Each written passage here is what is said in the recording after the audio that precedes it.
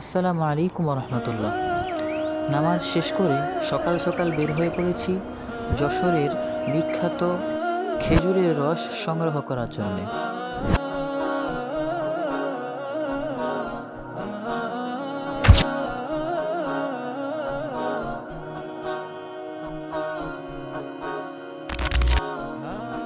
আমি রসের সন্ধান করতে থাকি। বর্তমানে শীতের মৌসুম শুরু হওয়াতে কোনো জায়গায় ভালো রস পাচ্ছিলাম না।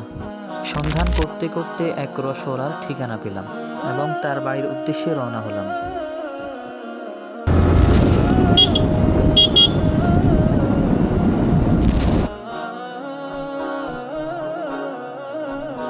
অবশেষে সেই রসওয়ালাকে পেয়ে গেলাম এবং তাকে সাথে নিয়ে সরাসরি খেজুর গাছ থেকে রস সংগ্রহ করার জন্য গেলাম। তিনি আমার জন্য গাছ থেকে রসের হাঁড়িটি নিচে নামিয়ে আনলো।